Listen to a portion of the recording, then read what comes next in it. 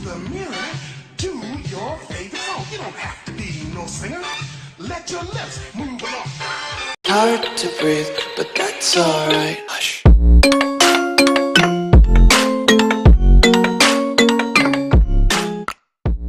Hey fam, looky here, we are finally graced with the first part of Joseline's Cabaret Las Vegas finale, aka Joseline's lip sync battle. So it's been what, about 6 weeks since we've been waiting for the first real glimpse at the finale? Well, hold on to your seats, cause this ain't it. It starts off with Joseline lip syncing in her underwear while the Tuesday afternooners come strolling out, and as a special treat, she returns to the I Wanna Ride earworm firmly back in my brain. We are treated to a lot of slow motion shots of equipment being installed, then the ladies do their intros. Lollipop is led in by, well, who I'm guessing are pocket-sized ninjas. Then K Capri rolled in looking like a shooter from Boys in the Hood. Then Not So Special K on her Nelly stuff. Gaia and Jordan coming in looking happy to be there. Henny strolls in with Amber on her tail. And pulling up the rear is Lexi, Blow, and Riri. Janisha makes an appearance. Look at her. Face is full of hope and nervous excitement. And look at this one. Little Miss Brittany strolling in all excited to host a show that I am sure she hasn't seen before today or yesterday. The ladies are getting their hair did and makeup all slathered on. Don't make me get my finger waves. Oh, y'all ain't leaving me out. Amber says she is ready to get down with the get down, but Lexi says she just wants to speak her piece and keep it moving. K Capri and Riri are catching up, and am I missing something with all this hookah? The ladies have them everywhere. And Riri and something going on here. She looking a little tired. I'm gonna say tired. She looking tired. K Capri brings up her beef with Lexi and how they've been picking on each other on social media, and we move on to Gaia, Joyce, and Not So Special K chatting it up in another room.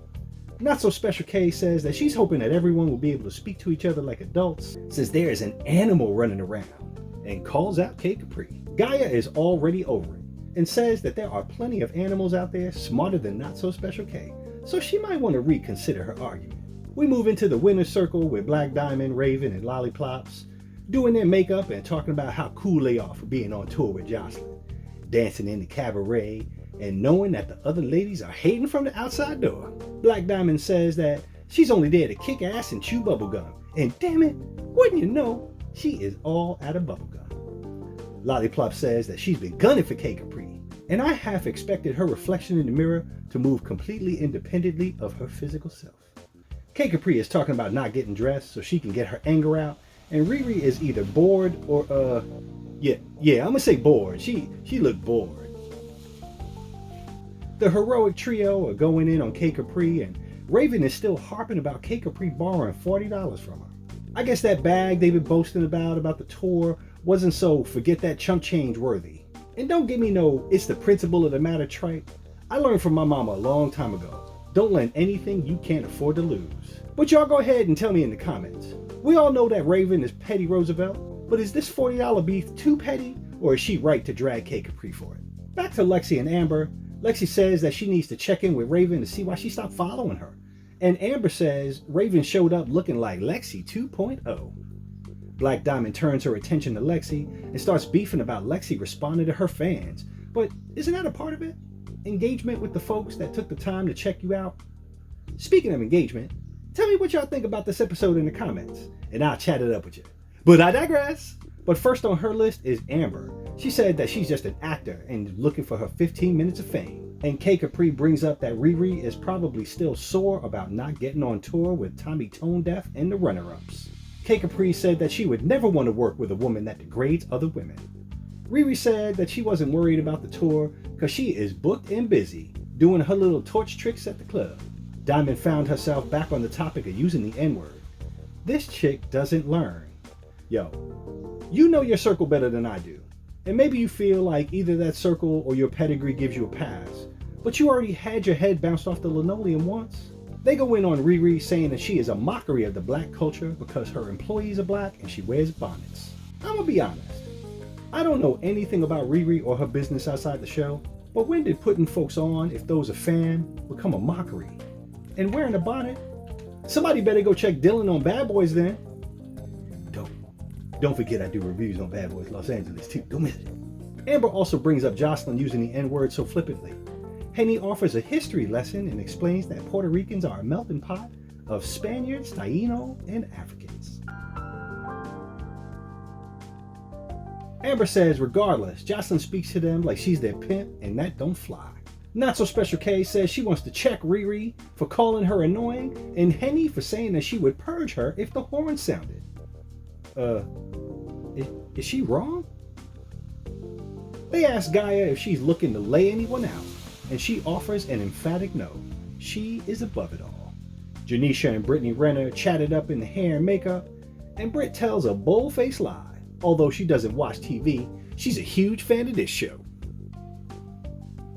Brittany talks about how her favorites are Lexi Blow and Not So Special K, but plans on asking some hard-hitting questions, no pun intended, about the Amber and Diamond feud over the word that shall not be used. We are treated to another installment of Putting on the Hits, aka Angry Lip Syncing in Your Underwear, made popular by Mr. Tom Cruise.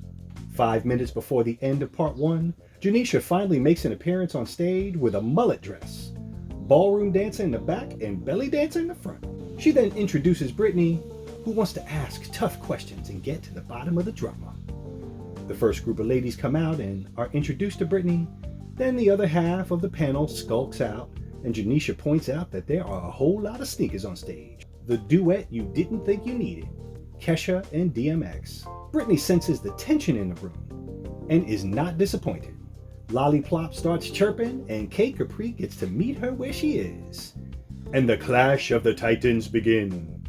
And just out of the shadows, Amber brings Thor's hammer down on Diamond. In the midst of the melee, Jordan is given Mako being chased by a kaiju. Kate Capri ends up in a headlock, Raven in a bear hug, and Lollipop off her feet.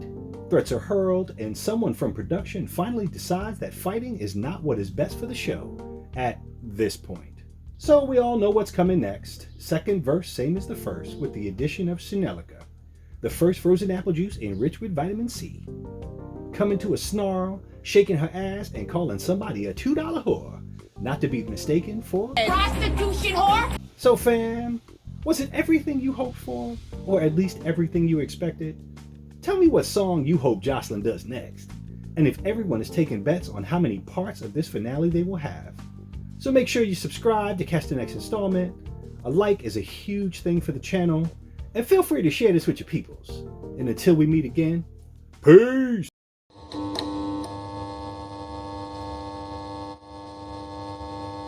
Not So Special K says she wants to check both Riri for calling her annoying and Henny for saying that she would purge her if the hand sanded. I just turned into Cartman. Oh, y'all ain't leaving me out. I could be looking cute too. Unless this thing fall on my head. Look. Check it out.